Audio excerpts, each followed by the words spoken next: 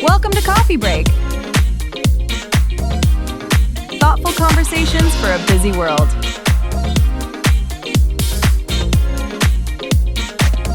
Let's begin. I want you to stop whatever you are doing right now just for a second. Yeah, just pause.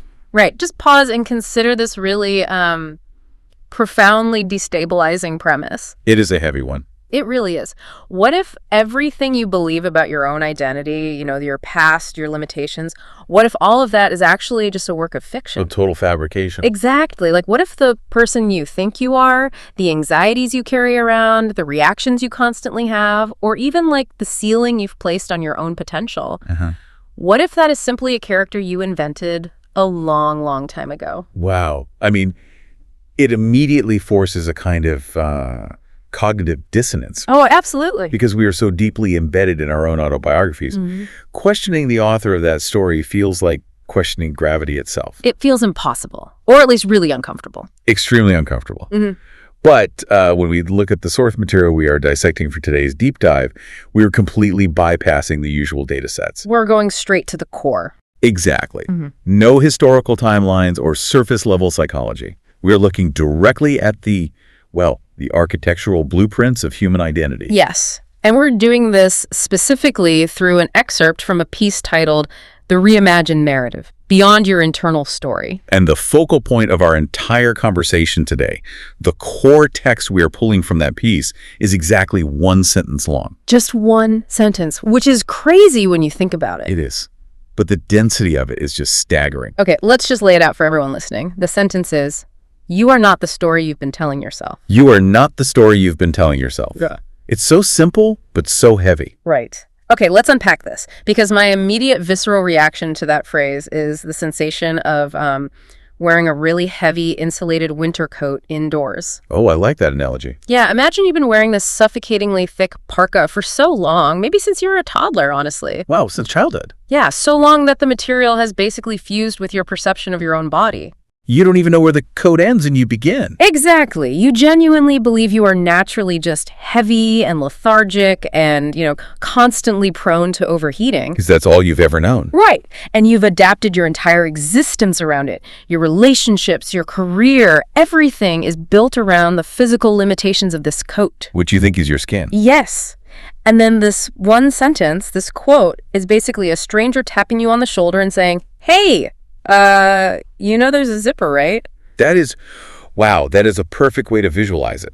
And to push that winter coat analogy even further, consider what actually happens biologically when you've worn something like that for decades. Oh, your body would adapt, right? Exactly.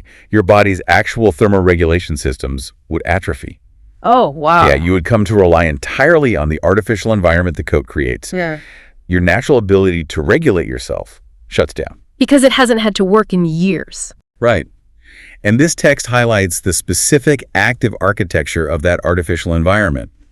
I mean, look closely at the phrasing. It does not say you are not the story you were told. Have been telling yourself. Yes, have been telling yourself. Which is such an active, present, continuous act. It's like self-hypnosis. That completely changes the paradigm. It really does. Because we're told implies passivity. Right. It implies you're just a victim of circumstance. Right. Like someone handed me a script when I was 5 and I'm just reading the lines on the page. Nothing I can do about it. But have been telling yourself places the responsibility entirely in the present moment. It means I am waking up every single morning, consciously or unconsciously, and actively reciting the narrative. You're choosing to zip the coat up every single day. That's terrifying. Yeah. But also, I guess, kind of empowering. It is empowering, eventually. But first, to understand the mechanics of why we do this, why we wake up and actively recite a limiting narrative, we have to look at how the brain fundamentally operates. Okay, let's get into the neurology of it. So the human brain is, at its core, a prediction engine. A prediction engine, meaning it just tries to guess what happens next. Basically, yes. Its primary biological mandate is not your happiness, It's not your self-actualization or your peace of mind. That's bummer. Right. We like to think it is, But its actual mandate is metabolic efficiency and survival. Conserving energy. Exactly. Because processing raw, unfiltered reality in real time requires a massive amount of caloric energy. It's exhausting. So the brain takes shortcuts. Huge shortcuts. To save energy, the brain hallucinates reality based on past data. It creates a predictive model of the world and, more importantly, of you. So childhood scripts, which I know psychologists are always talking about, are essentially the foundational data points for this predictive model. That's exactly what they are. Because when you are a child, you are this brilliant observer, right? Yeah. You see everything. You see everything, but you lack the prefrontal cortex development to be an accurate interpreter. Right. You have no context. You are trying to survive in a dynamic where you have zero leverage, zero power, and honestly, zero understanding of the adult world. So you draw immediate survival-based conclusions. Conclusions about how the world works and what you specifically must do to secure attachment from your caregivers, because attachment means survival. Bingo. Those early conclusions become their absolute grammar of the internal story. The grammar, I love that. It dictates the structure of everything else. Let's look at the neurology of that grammar. When a child experiences an unpredictable or threatening environment, let's say a highly critical parent, for example. Okay, pretty common scenario. Very common. In that situation, the brain actually bypasses the slower logical processing centers. It wires a direct association right into the amygdala. The fear center. Right. So the script isn't a conscious thought like, I think my dad is having a bad day. It's a physiological reflex. Yeah, it's just danger. Yes. The conclusion, if I am visible, I will be criticized, gets hardwired into the nervous system. Oh, wow. So visibility literally equals a threat to survival. Exactly. And over time, these individual scripts compile. They build up into a comprehensive internal narrative. Managed by different parts of the brain. Largely managed by the default mode network. That's the network in the brain responsible for our sense of self, our autobiographical memory, and how we project ourselves into the future. So it's basically like a computer virus. Like something malicious that gets in early and just corrupts the whole system. Well, actually, I wouldn't call it a virus. No? No, because a virus is inherently malicious and foreign. Its goal is to destroy. Oh, that's true. The internal story is more like legacy software. Legacy software. Yeah. An old operating system. Exactly. It's an outdated operating system that was actually highly optimized and incredibly successful for the environment it was built for. Okay, I see. So it worked at the time. It worked perfectly. If being invisible kept you physically or emotionally safe in a volatile household in, say, 1995, Then the I am invisible script was flawless code for that specific ecosystem. exactly, it saved you. The problem is that it is now 30 years later. Right. You were in a totally different environment with entirely different hardware and resources. Yeah. You're an adult, but you are still trying to run your complex, modern life on Windows 95. Oh, man, which explains the battery drain. It explains all the exhaustion. Yeah, because running a modern life, building intimacy, taking creative risks, trying to lead a team at work on an operating system designed purely for childhood survival, it's going to cause the system to constantly overheat and crash. The fan is always spinning loudly in the background. Yes, but wait. If the software is that outdated and we can feel that it's actively degrading our quality of life, why does the brain violently resist running an update? That is the million-dollar question. Right. Why do we cling to a story that says, I am unlovable or I am an imposter instead of just letting it go and downloading the new update? What goes back to that predictive engine we just talked about. To the brain, predictability equals safety. Even if the prediction is miserable. Especially if the prediction is miserable, as long as it's accurate.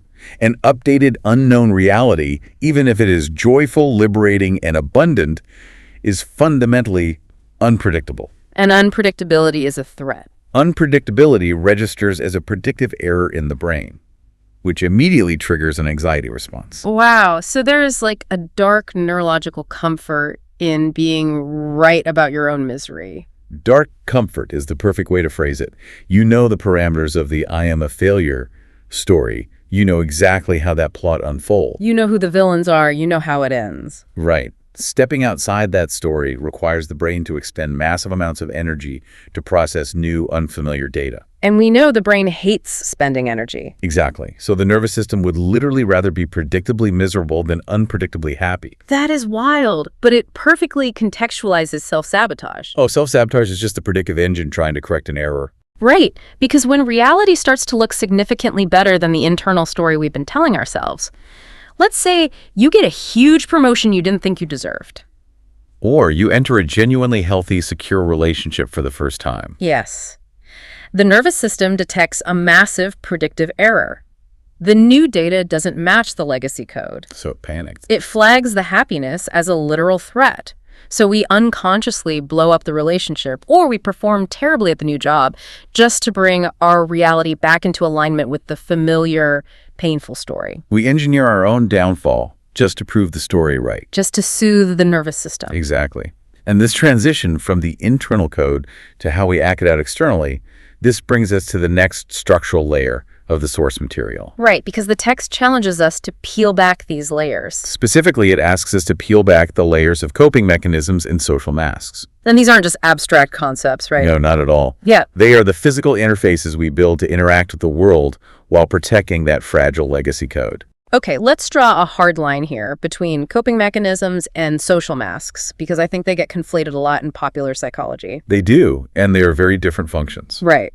If the childhood scripts and the internal story are the legacy operating system, the coping mechanisms are like the internal shock absorbers. Right? Yeah, that's a great way to put it. They manage the chronic background distress of living out an inaccurate story. Because it takes an immense allostatic load like a real physiological toll, a constant dripping of cortisol to maintain a narrative that conflicts with your actual potential. The friction of that is immense. It wears you down.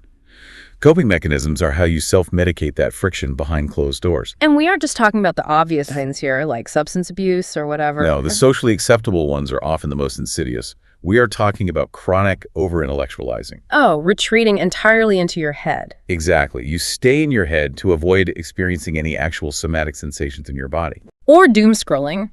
Just sitting on the couch, scrolling for hours to artificially spike dopamine and numb out that low-grade anxiety of the internal story. Right. They are internal strategies used to keep the pain of the false narrative just manageable enough that you don't have to look at it directly. It's just turning down the volume of the alarm without putting out the fire. Precisely. And then on the other side, we have the social masks. Right, the outward-facing projections, the avatars. These are the characters we actively deploy on the stage of life to extract validation from society. Which then reinforces the story. It's a feedback loop. A perfect closed loop.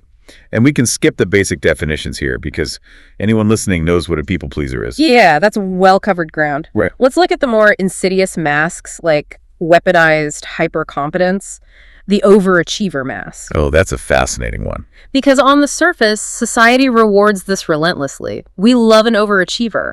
But functionally, internally, it's an impenetrable psychological barricade. It is. The hyper-competent mask is so heavily reinforced by our culture, especially corporate culture. Absolutely. If your underlying legacy code says, I am only fundamentally acceptable if I am producing value, the social mask becomes a tireless machine. You preemptively solve everyone's problems before they even ask. You are the rock. You're the one everyone relies on. But what is the hidden function of that mask? The hidden function is to prevent intimacy. Wait, really? Preventing intimacy by being helpful? Yes. Think about it. If you are always the savior, always the competent one who has it all together, you never have to be vulnerable. Oh, wow. You never have to ask for help. Exactly. You never have to reveal the exhausted, terrified self underneath. The mask ensures you remain completely untouched by other people. It's a preemptive strike against rejection. If I don't need you, you can't hurt me. Exactly. Which brings to mind another common one, the cynic mask. Oh, the hyper-intellectual, detached critic, the person who has a sarcastic dissection for everything. Right. If your childhood script is hope leads to devastation. The social mask becomes hardened cynicism. Yes.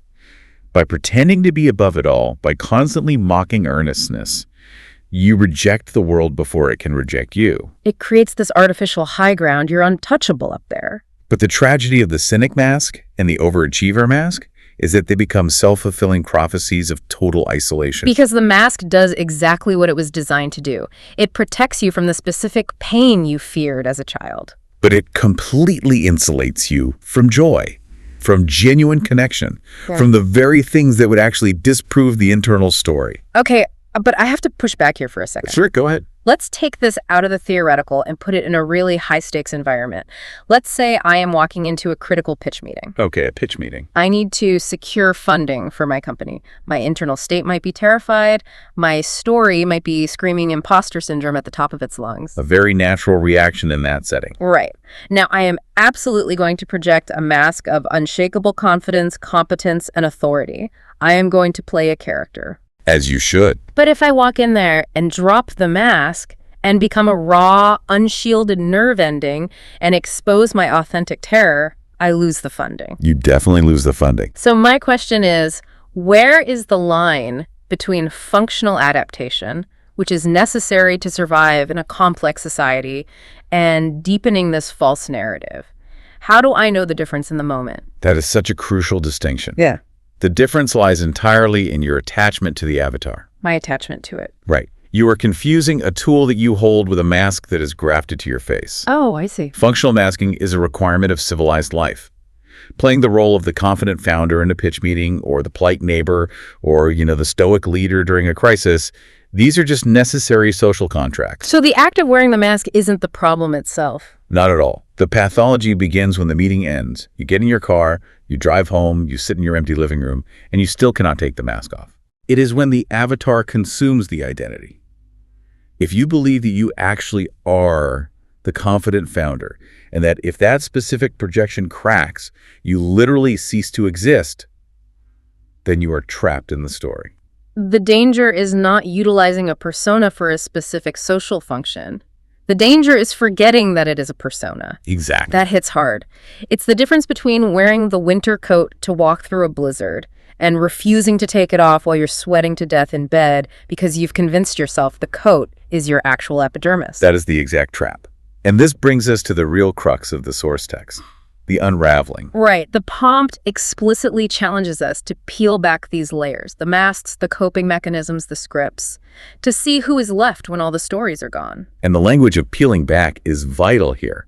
It implies a deliberate, methodical, and often deeply agonizing process. It's not a cinematic epiphany. No, there are no fireworks. Right. It's not a training montage where you suddenly wake up enlightened with perfect clarity. It's usually quite painful. It feels more like being a method actor who has been deeply pathologically immersed in a demanding, intense role for 30 years. 30 years of playing the same character. Exactly. You have lived, breathed, dreamed, and reacted entirely as this fictitious person. Your whole nervous system is wired to them. Yeah. And then suddenly, you heard the director yell, "Cut!" The lights come up, the camera stop rolling. The scene is over. The scene is over. And there's this jarring, nauseating wave of existential vertigo. Vertigo, yes. Because you're standing there thinking, wait, if I'm not that character, how do I stand? What is my actual voice? Who is standing in this empty room? That vertigo is the neurological shock of the predictive engine losing its data set. Because the story is gone. Exactly. When you stop telling yourself the story, when you consciously refuse to engage the coping mechanism, when you finally drop the mask in a moment of vulnerability, the internal narration suddenly stops. It just cuts out. And what replaces it is the void. The silence of an unnarrated mind. Into a brain that is completely addicted to the constant hum of commentary. The judging, predicting, defending, agonizing. Right. To that brain, that silence does not feel peaceful at first. It feels like deafness. It feels wrong. It feels like a localized panic attack. Yeah. The amygdala fires because the absence of the story registers as a loss of self. To feel like death. It literally does. Because the ego is dying, in a sense. Yeah. The construct you built is collapsing. This leads to the ultimate question we have to answer for this deep dive, the core of it all. Yes. Once the actor breaks character, once the layers are peeled back and that awful vertigo finally subsides, who is left on the stage, the source text says, you are not the story. So who is the you? This is where we integrate the psychological with the almost philosophical or neurophenomenological. Okay, let's go there. If you are capable of observing the story, if you can look back at your childhood scripts, analyze your masks, and hear the internal narrator, then fundamentally, logically, you cannot be the story. Because the eye cannot see itself. Exactly. You are the observer. You are the underlying field of awareness in which the story is occurring. I want to move away from the usual cliches here because people always use the sky and the weather metaphor for this. Oh, right. You are the sky. Your thoughts are the clouds. Yeah, and I get it, but it's too passive for me. It feels very detached. What's your metaphor? I think of it more like a deep-sea diver. A deep-sea diver. Yeah. Think about the surface of the ocean. It's pure chaos. It's turbulent. There are massive waves, violent storms, crashing currents. That is the internal story. The anxiety, the reactions, the masks. Exactly. But the observer is the diver sitting on the ocean floor in absolute pressurized stillness. Oh, I like that. You can look up and watch the shadows of the waves passing thousands of feet overhead. You are aware of the storm, but you are not violently thrown around by it. You are the depth beneath it. The deep-sea diver is a much more accurate framework because it implies presence and weight rather than just floating detachment. Right. You are grounded. In Jungian terms, this is the process of integrating the shadow. It is stepping out of ego identification entirely. And when you do that, When you rest in the position of the diver, the observer, you realize that the internal story wasn't holding you together. It was restricting your movement. it was the heavy coat. Exactly. The void, that initial terrifying silence we talk about, it isn't empty. It's not a dead zone. No, it is pregnant with unconditioned potential. It's spacious, and that connects beautifully to the title of the source text, The Reimagined Narrative. Yes, the title is key. Because the end goal of this terrifying psychological excavation isn't to sit on the ocean floor in a permanent, silent void forever. We aren't monks on a mountain. Right. We are human beings. We are biologically wired to communicate, to connect, and to construct meaning through narrative. So the goal isn't the destruction of narrative, it is the conscious authorship of it. Conscious authorship. Think about the sheer volume of metabolic energy we discussed earlier. The calories, the bandwidth, the intense allostatic load required to maintain that legacy operating system. Oh, it's exhausting just thinking about it. Projecting the overachiever mask, fueling the coping mechanisms. When you peel all of that back, that massive reservoir of energy is suddenly returned to you. You reclaim all of that processing power. You do. It's like freeing up RAM on a computer. And from the perspective of the observer, you can now use that energy to write a reimagined narrative. But this time, it isn't a reactive script generated by a terrified child trying to survive an unpredictable environment. No, it is a conscious, intentional framework generated by a grounded adult. You can actually choose your story. You can choose to adopt a narrative of curiosity, of resilience, of secure attachment. It's the profound difference between realizing you are a character trapped inside a tragedy and realizing you are actually the author holding the pen. You hold the pen. If the old story was a tense thriller that required constant hypervigilance, you don't have to keep writing sequels to it just because the early chapters were dark. You could change the genre of your own life. You can just change the genre. It's that simple, yet that incredibly difficult. This completely shifts the paradigm of personal development because most people try to improve their lives while remaining inside the old story. Right, they try to become a better People pleaser. or a more efficient overachiever. Yeah. They're just polishing the armor. They're upgrading the winter coat. Exactly. But this text demands that we step outside the armor entirely. It demands that we tolerate the terror of the void to find the authentic self waiting beneath. Wow. We've mapped out some incredible terrain today. We really covered a lot of ground. We've looked at the legacy operating system of childhood scripts and the heavy allostatic load of maintaining them. We looked at the coping mechanisms we use to self-medicate the friction and the social masks, the avatars we project to keep the world at a safe distance. And we walked through the existential vertigo of peeling it all away. To find the deep sea diver, the observer resting in the silence underneath. It is a rigorous, demanding process. But recognizing that your current limitations are not biological facts, but rather a story you have been actively telling yourself, is the ultimate leverage point for change. It really is. I want to leave you, the listener, with something to mentally chew on long after this deep dive ends. Something to sit with. Think back to that heavy winter coat we started with.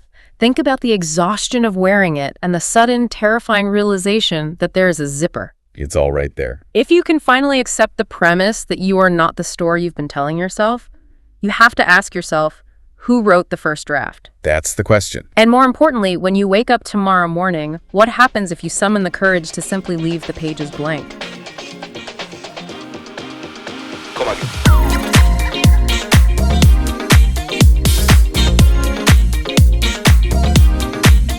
Thanks for spending this time with us on Coffee Break.